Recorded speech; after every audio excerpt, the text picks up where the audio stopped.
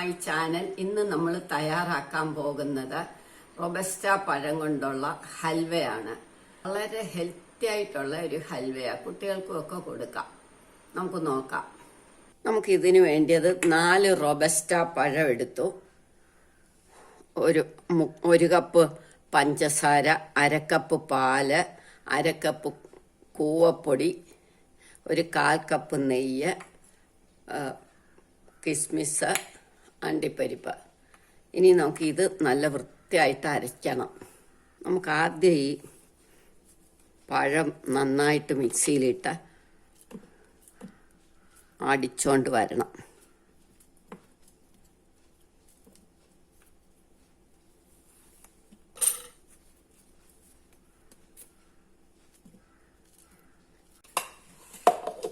ഇനി നമുക്ക് ഇത് അരച്ചുകൊണ്ട് വരാം. ഉടനെ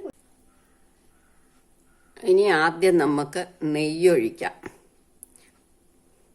3/4 നെയ്യ് ഒഴിച്ചു, ബാക്കി ഇതിലിരിക്കട്ടെ. നമുക്ക് ഒടുക്ക ഒഴിക്കാം. ഇനി അണ്ടിപ്പരിപ്പും മുന്തിരിങ്ങയും വറുത്തെടുക്കണം.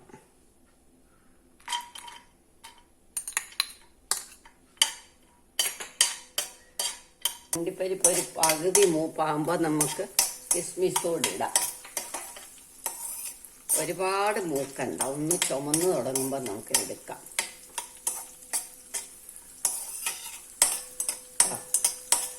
കിസ്മിസ് എല്ലാം വീർത്തു. ഇനി നമുക്ക് ഇതിനെ എടുക്കാം.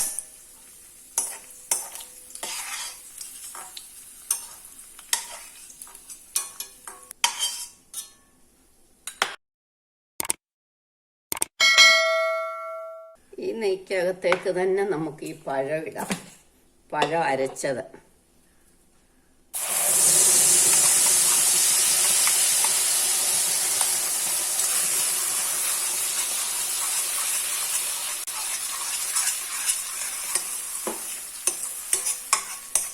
ഇനി പഞ്ചസാരയും കൂടി ഇടണം.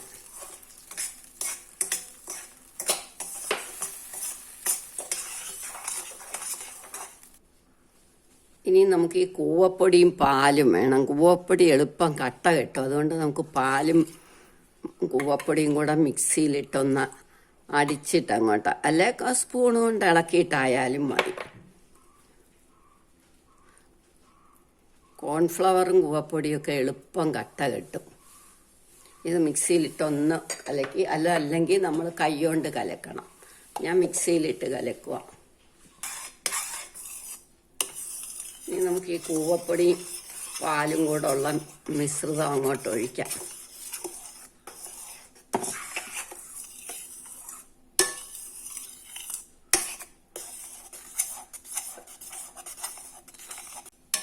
ശർക്കര വെച്ചിട്ടുള്ള ഹൽവയാണ്. പാലൊഴിക്കണ്ട, ശർക്കര മാത്രം മതി. അതിലും ടേസ്റ്റ് ഇതാ.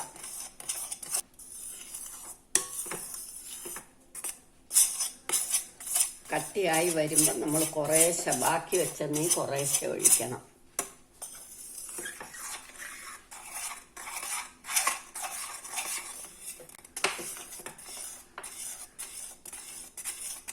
ഈ എടുക്കാതെ ഇളക്കണം.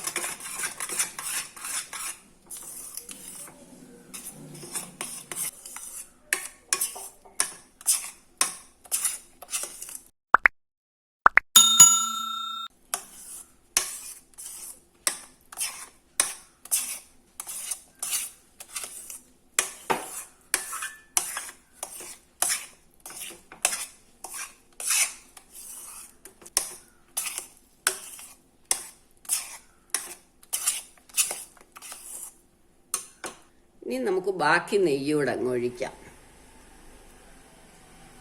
ഒരു നുള്ള ഏലക്കാപ്പൊടി. ഇനിയും കുറച്ചൊരു ഭംഗിയായിട്ടും കുറച്ചുകൂടെ ടേസ്റ്റും കൂടും. ഞാൻ ഒരു 2 ടേബിൾ സ്പൂൺ തേങ്ങ തിരികിയതുകൂടി ഇടുക. അപ്പം ഈ ഹൽവ ഭയങ്കര ടേസ്റ്റി ആയിട്ടിരിക്കും.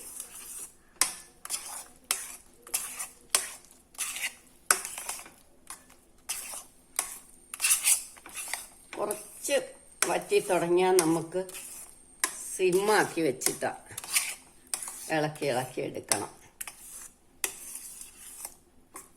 എന്തായാലും ഒരു 15 മിനിറ്റ് കൂടുതൽ വേണ്ടി വരില്ല. ഇങ്ങനെ വരും. ഇനി ഇതിനകത്തേക്ക് നമുക്ക് വറുത്ത് വെച്ചിരിക്കുന്ന കിസ്മിസും അണ്ടിപ്പരിപ്പും എല്ലാം ഇടാം.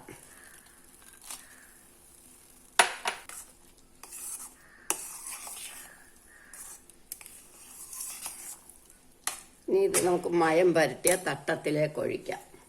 ഇതിലേക്ക് ഒഴിക്കാം.